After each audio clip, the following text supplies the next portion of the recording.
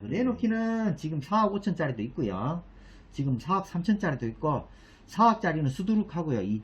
2층에. 그런데 작년 같았으면 금방 나갔을 거예요. 작년 11월달 요때까지가 피크였거든요. 11월달 12월달이 피크였어요. 예. 그런데 이제 그 이후 1월달부터 올해 1월달부터 안 팔리기 시작했어요. 한 달에 5개 6개 팔리던 게 한 달에 한 개도 안 팔리니까 잘. 그래서 1월달부터 지금 이때 9월달까지 10월달에 다가오잖아요. 근데 원래는 거래된 게 정식으로 거래된 것들은 한 6개 정도, 직거래가 몇 개 됐고, 예. 그 정도밖에 안 되니까요. 예. 네. 뭐 2층 파실러 가시는 거죠? 아니 그 1층은 큰 걸 갖고 있는 게 나아요. 아무래도 네? 좋은 거는 갖고 있는 게 나아요. 나중에 제 위치가 괜찮은 거예요. 1층이 가장 좋은 거고요. 네? 고만고만해요 다. 왜냐면 갖고 계신 요 정도 크기의 기본형들이 한 1000개 정도 되거든요. 네네. 1300개 중에. 그래서 요 중에 2층보다는 1층이 낫죠. 아무래도. 당연히 낫겠는데 그러니까 지분율은 똑같은 거 아니에요? 네, 지분은 똑같은데 위치도 상관이 있어요. 위치도 상관이 있다고요? 감정평가할 때 위치도 당연히 플러스해서 근데 해주는 거예요. 여기 감정평가가 1층과 2층이 한 1억 정도 날까요? 감정평가? 그건 안 날 수도 있죠, 당연히. 그렇게 안 날 수도 있잖아요. 그럼요. 안 날 수 있죠. 그러면 결국은 더 날 수도 있고. 1억, 더 날 수도 있고 안 날 수도 있는데 나는 1억 안 날 것 같은데 감정평가에. 그러니까 감정평가는 안 날 수 있어요. 그러나 우선순위가 있기 때문에 우선순위. 먼저 좋은 것들이 많이 있다 그러면 감정평가 금액이 높은 사람부터 들어가는 거예요. 만약에 아파트가 만약에 42평 아파트가 1000세대 짓는데 42평이 만약에 50개밖에 안 짓는다 그러면 지원을 할 거 아니에요. 그러면 지원을 하면 거기에 카트라인이 감정평가가 높은 사람부터 되는 거예요.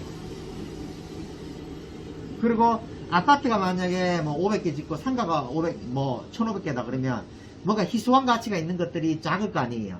그럼 지원을 할 거 아니에요. 그죠? 감정평가가 높은 사람이 먼저 들어가는 거예요.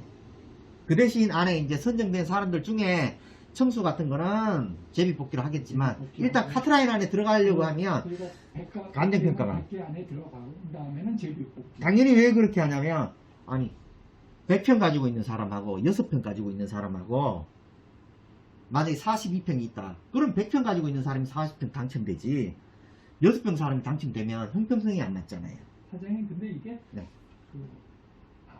누구는 아파트고 일부 의무로 지식센터라든가 그런 거를 몇 퍼센트를 지어야 된다고 그렇게 얘기하더라고요. 주상복합, 그래서 주상복합을 많이 짓잖아요.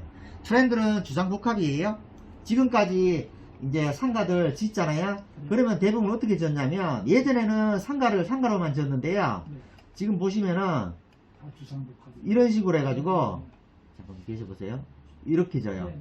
대부 추세잖아요. 이게 밑에 상가 짓고 아파트로만 다 못 져요. 이 상가기 때문에. 상가는 전통시장 및 상점가 육성 특별법에 의해 가지고 상점을 좀 어떻게 활성화시키는 그런 방향으로 했는데 어떻게 전부 주상복합으로 짓더라고요. 대부분 이런 식으로 이렇게 다 지었는 게 상가로 전부 짓는다든가 아니면 주상복합으로 아파트 짓고 밑에 상가를 짓는다든가 요런 형태로 구성이 됐었어요.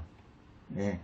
그런데 혹시 뭐 지식산업센터가 좋다고 하면 아파트도 좀 짓고 지식산업센터를 주로 나갈 수도 있고 그것들은 이제 설계를 보고 조합원들한테 유리한 방향으로 조합해서 설계를 하겠죠. 그러면 만약에 지식센터를 짓든 주상복합을 상가가 됐든 뭐 어떤 형태가 나올 텐데 그거는 섞여 있어야 되겠네요. 그렇죠. 근데 그러면 지금 여기는 전부 주인들이 상가 아니에요. 그럼 주상복합의 상가든 지식센터는 지원하는 사람들이 거기서 또 뽑기를 하겠네요. 그러니까 감정평가 금액이 중요하죠. 감정평가가 좀 높은 사람이 어떻게 구성될지는 모르지만 일단 유리한 위치인 거예요. 당연히. 저렇게 나중에는 주상복합을 한다고 상가가 유리한 겁니까? 아파트가 그거는 그때 따져봐야죠. 우리 동네 상가가 여기에 월세가 얼마 되고 매매가가 얼마 되는지를 보고 그때 판단할 문제죠. 그죠? 그런데 아파트도 10억이고 상가도 10억이라 그러면 상가 나가죠. 1가구 1주택에도 안 들어가고 월세 계속 나가고 그러니까 그러나 이제 상가는 저렴하고 만약에 아파트가 비싸다. 동네마다 다르거든요. 예, 위치에 따라. 예, 다르겠지. 그때 이제 신청을 하는 거죠. 화학을 은행에 예금해 놓으면 다달이 요새 많이 나와요. 작년 같은 경우에 은행 이자 1%였을 때랑 4%, 5%였을 때랑 완전히 분위기가 달라요. 돈 가지고 있으신 분들이 1%일 때는 세금 내고 뭐 하니까 0.7%. 야, 이거 뭐 저금해놔봐야 그 돈이 그 돈이다 그랬는데 지금은 아니에요.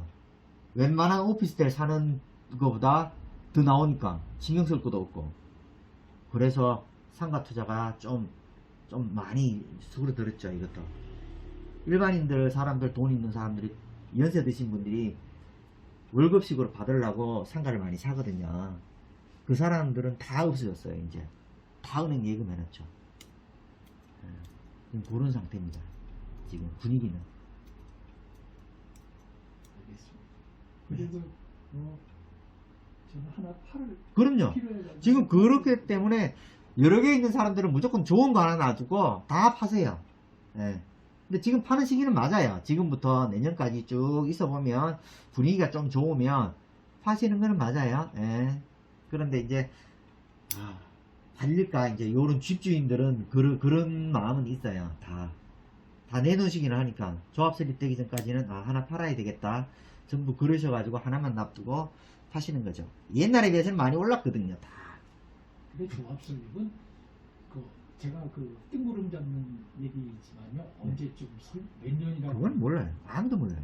재건축 재개발이라는 거는 1, 2년 안에 설립될 가능성도 있어요. 없죠. 그거는 그건 없고 1년 안에 저는 나라에서 엄청 혜택을 주고 정책적으로 뭘 발표하면 모를까. 확 밀어주면 모를까. 그거 외에 지금과 같이 흘러간다고 하면 1년 가지고는 안 되죠. 당연히 모든 단계에 걸리는 기간들이 있는데 평균적으로 봐도 그렇게 빨리 되는 경우는 없어요. 지금 구역 지정도 해야 되고요. 구역 지정도 1년 내에 될까 말까로 보는데 오세훈 시장도 말했다가 말하고 실행하고 많이 다르긴 한데 그래도 하고 있잖아요. 오세훈 시장은 하고 있어요. 근데 그러니까 시내 여기도 사실 따지면 역세권은 아니. 역세권하고 가깝죠. 역세권이라고 그래야 되나? 개봉역 500m 정도 떨어져 있어요. 550m. 또 역세권. 제일 가까운 쪽이 한 550m 정도 떨어져 있어요. 500m, 550m. 여기 나동. 그럼 역세권으로 들어가요, 이것도? 아니, 지금 역세권 500m가 아니에요. 250m예요. 그러니까 역세권은 아니지만 하여튼 서울 시내에 재건축 많이 해야 된다고. 맞아요. 이건 재개발인지 재건축인지 잘 모르겠습니다. 요거는 별도예요. 다른 법이에요. 상가는 다른 법이에요. 그래서 제재를 별로 안 가해요. 그러면